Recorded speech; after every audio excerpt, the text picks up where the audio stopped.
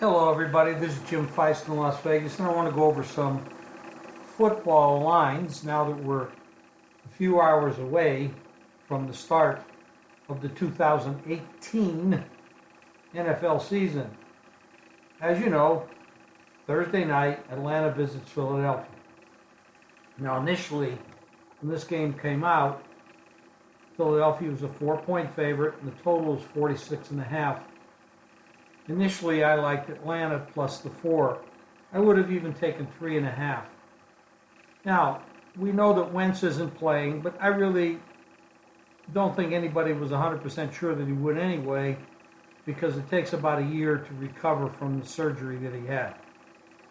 So Foles, who is a great player in the Super Bowl and heading into the Super Bowl, is now starting for Philadelphia. There's a reason that this line has gone from Philadelphia 4 down to Philadelphia pick'em or -1. And I know I can attribute a little bit of that to Wentz not playing and Foles playing, but it doesn't make sense. Also, the total has gone from 46.5 to 44.5. I can understand that a little bit because neither offense put up much in the preseason. But I've often said, don't try to take too much out of the preseason. When they play in a game in the preseason, these starting outfits are getting, 1 or 2 series at the most. And in practice, they're playing all week, practicing the very things that you're going to see in the regular season. So I feel this line move is extremely foolish. Here we have two teams. Let's give, for argument's sake, let's say both these teams are equal. I don't believe that. I think Philadelphia's a slightly better team, but no more than maybe 2 points at the most. And if you give them home field, which I think they were 9-1 last year at home, you give them another 2 or 3 points. So with their starting crew, Wentz included, you might make them 4, which was the opening line. However, preseason means almost nothing to most clubs unless there's major injuries. So this line now to pick or 1 absolutely makes no sense to me. We have the Super Bowl winner playing at home against, let's say, for the argument's sake, a team that's equal to them. And maybe on paper they are. However, you've got to remember 2 years ago when they had Shanahan as the offensive coordinator, they averaged 10 points more per game than they did last year with Sarkisian as the offensive coordinator, and he had the same basic offense, same players, and maybe even a little improved. So he did not gel with the offense. So we don't know if they're going to gel this year. So, like I said, this line move is ridiculous. At this number, pick or 1, I'd be betting Philadelphia. However, I did put out Atlanta plus 4 2 weeks ago. I can't do anything about that because people got that. But if they got it plus 4, I would suggest they buy it back and lay the pick or 1 on Philly. So that's the way I look at that game. As a professional bettor, that's what I would do because I think the line move is absolutely ridiculous. Now, I might say this. In the next 24 hours before this game kicks off, you may see some sharp action come in on Philadelphia and adjust this line because it's going to change. It makes no sense. It's a don't make sense kind of line move, and that's where I'm going with it. Now, I'll go on to some other NFL games here, and we'll look at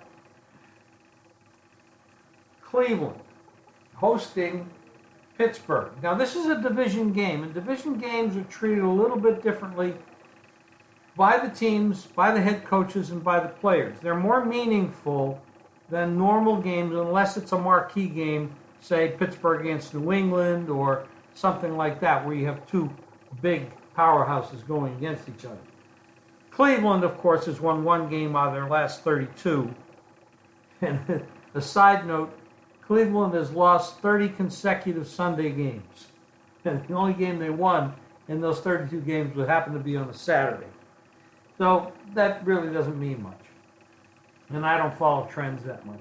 But this game opened Pittsburgh 6.5, 47, and it's now Pittsburgh 4 and 44.5. Now we don't know much about Le'Veon Bell, if he'll play, if he does play, what kind of shape he'll be in, etc., etc. We do know that Cleveland has a very nice roster. They have good players. Last year they lost a lot of games late because they were absolutely a train wreck at the end of games. Kaiser was their quarterback. He just was a turnover machine and did nobody any favors. Bookmakers made money because most sharp bettors would consistently bet Cleveland each and every game. And they're betting them again. This is a division home dog. Dangerous spot for Pittsburgh. We know Pittsburgh's the better team, but are they ready to get on the road? It's only a couple hours drive from Pittsburgh to Cleveland and win this game. So that's been a big move, a 2.5-point move. That's significant, and 2.5-point move down on the total. You got Garoppolo in San Francisco going to Minnesota. Minnesota now has Kirk Cousins as quarterback. Case Keenum is gone. One thing about Case Keenum is he didn't turn the ball over much. He was very consistent, managed the game well. Kirk Cousins is a little bit different. He's more of a gunslinger. He will make more mistakes, but he also will stretch the field more. They have a good defense with Minnesota, and the San Francisco team, their biggest flaw is their defense is weak. That game opened 4.5. It's up to 6.5. I don't really have much of an opinion here with this. Next game is Indianapolis Colts. Open 1 or 2. They're now 2.5 or 3. And that's, of course, because Andrew Luck is back and he looked decent in the preseason. It's been 2 years since he played a real game. Cincinnati is a little bit more established. Dalton is still there. Head coach is still there. You have coaching change in Indianapolis. So it's a big question mark here in this game. A lot to be learned off the first game. And the line move on Indianapolis is strictly because Luck is there. And he's a premier quarterback if he's healthy and if he gets an offensive line that can protect him, because not even Luck can throw the ball very well if he's laying flat on his back on the ground. Like I said, you don't learn a lot from preseason. You have to be careful going into week 1. Word to the wise. Here's a big move. Baltimore, 3.5 up to 7.5 and 8 and 8.5. That's because Buffalo is likely the worst team in football. I don't know who else would be as bad as they are at this point. They really don't have much at quarterback. They have no real quality talent there. They have the young kid that isn't starting that could develop. He's got a big arm, and he has been developing in practice, but that's a long way off. And Baltimore looked good in the preseason, won every game. Flacco looks rejuvenated. They've got 2 quarterbacks behind him in Jackson and RG3. That's a big line move, and it's over the touchdown. So this is a dangerous spot when you start laying big numbers. But there are occasions when you can lay, 7.5, 8.5, 10.5, because you're going up against clubs that really can't match up. Jacksonville visits the Giants. This is the return of Tom Coughlin, who was fired by the Giants years ago. They replaced him with McAdoo, Ben McAdoo, who was absolutely a train wreck. Giants head office they don't make very good decisions most of the time. But right now the Giants look like they're a little bit more solid. I have to give an edge to Eli Manning over Bortles, but the defense is definitely, Jacksonville has quality defense. It might be the best or the second best defense in the league. They are 3 or 3.5 on the road at the Giants. Tampa Bay at New Orleans. Of course, now you have Jameis Winston is benched for the first, I think, 3 or 4 games. I'm not 100% sure of the number. But New Orleans is 7 up to 9.5 and 10. Tampa Bay comes in with Fitzsimmons. He's an Ivy League quarterback that's been around for many years and can, from time to time, play pretty well. And the Tampa Bay Bucks did play very well in the preseason, if you want to give any credit to that. The Saints are loaded. Might be the best team in the NFC. Could be. It remains to be seen, of course. But they are good. They just traded for Bridgewater from the Jets. Good backup to Breeze in case something happens to him. So they are set to go a long way. I don't know if you want to lay 10.5 or 10 with the Saints. This is a division game as well. And like I said, division games get a lot of attention from the coaches and players. And then if you go to the next game, Houston at New England. New England, of course, fits into that pattern as a Super Bowl loser. They have issues there. They've lost some players. They've cut some players. The typical Belichick offseason. Only he can bring in grocery store workers and make them look into Super Bowl champs. Great coach. Knows what the hell he's doing. O'Brien is the coach for Houston. I've always had issues about him. I'm not sure about him. I do like Deshaun Watson. And I do like their defense. If they're healthy, Houston is a very tough team. They play in a very tough division along with the Colts and the Titans and the Jags. So that's going to be a tough battle down there in the AFC South. But in this game, New England 6.5, 51, hasn't moved much. I see a 7, I see a 6. Round numbers, it's still pretty much the same. Tennessee at Miami, I don't have much trust in either one of these clubs. Mariota has not developed. They made the playoffs last year and then changed all their coaches.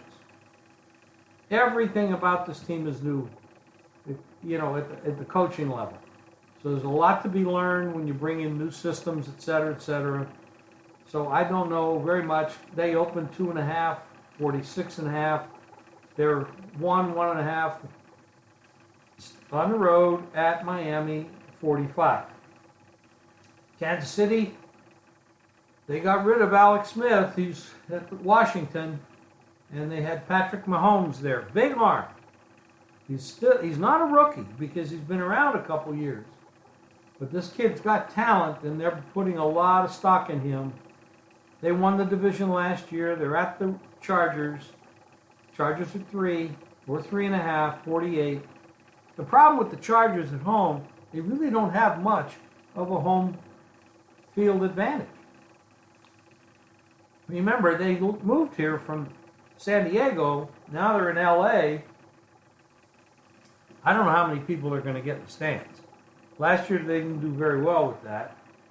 So it's not a neutral field.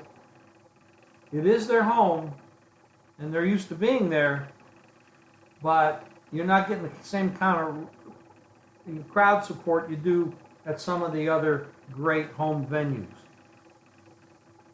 Seattle at Denver. Well, both these teams, Seattle is a train wreck in many ways. Their offensive line's bad. Their running back situation's been tough. A lot of defensive players are gone.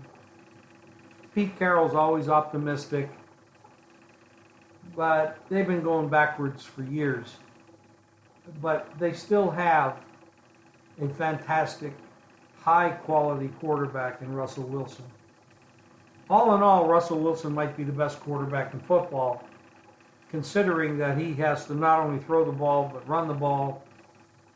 Good completion. He's tough. He gets hit a lot. Because he doesn't get much support from this team other than the fact, he gets a big paycheck. But this is really a rebuilding situation there. Denver open 1.5. It's 2.5 to 3. The total is 42.5 up to 43 in some spots. So it's hard to say what's going to happen with these two teams. Case Keenum comes into Denver. It's definitely an upgrade off the quarterbacks they had last year. But everything remains to be seen. I have to watch these teams play a little bit to know what the hell they're going to do. Dallas at Carolina. Dallas has lost some people. Dez is, Bridie's gone. I don't know if that might be a plus by subtraction there. I don't think he was productive lately. Witten, tight end, Jason Witten, that is a big loss. This is a good club. It's not a great club, but given the right set of circumstances, they could have a good year. But they're playing at Carolina. Carolina, they're in a tough division with the Falcons and the Saints. But given the right set of circumstances, Carolina could make some trouble this year. Of course, Cam's got to stay healthy, and the way he plays, he's likely to get hit and hurt again because that's his style. But this is a Carolina 2.5-point home favorite. There's still a lot of 2.5s. There's also 3s out there. I think that's a little bit cheap, but only by maybe a point. Maybe the 3 is a better number than the 2.5. That's only because I try to give these quality teams 3 points for home. It just seems 2.5 is probably, you can look at that and say, hey, well, maybe I'll lay that. But it's not a huge play. Dallas is typically a good road team and a better road team than they are a home team, especially when they're a dog. So that's something to think about as well. Washington, now we have to be a little careful with Washington. I know that they lost Cousins, but they picked up Alex Smith. And like Alex Smith or not, this is a guy that's won about 70% of his games in his NFL career. And he doesn't get a whole lot of respect. He's dangerous. He can hang around. He doesn't make a lot of mistakes. Those kind of guys don't get a lot of respect. I mean, you got to remember, he was winning 71% of his games with the Niners, and they replaced him with Colin Kaepernick. Well, we all saw how that worked out. Now, Kansas City's all, happy about Mahomes taking over for Alex, and Washington picks up Alex instead of Cousins. I don't know if that's much of a change there, except that Alex doesn't turn the ball over as much as Cousins might. But they're at Arizona, who's definitely in a rebuilding. They had a good preseason, if you want to put any credit on that, but they opened pick in this game, and now Arizona's 1 or 1.5. Total is 44. It hasn't moved. Sam Bradford. Now this guy is a good quarterback. He just is constantly hurt. If he can get through 4 to 6 games without getting hurt, this is a dangerous team. They have weapons. Got good running back position, good wide receivers. If they can protect Bradford, they got Wilkes now as the head coach. I happen to like this guy. I think he's going to do a good job. If Arizona is as good as they seem like they potentially could be, then their defense is strong. Offensively, they didn't do much in preseason. Again, I have to, think about what I'm saying about preseason because you just never know. They were outstatted, but they won. But that was because of turnovers and stuff. But that does matter. So if that's going to continue, you might get more out of Arizona this year than you thought. And the same thing could be said for Washington with a different leadership at quarterback. Chicago just made a huge trade. $140 million contract for a defensive player for Mack. They are going to be brutal on defense. And if Trubisky can develop into not a game manager, but a guy that can actually do some things, this could be a very dangerous football team.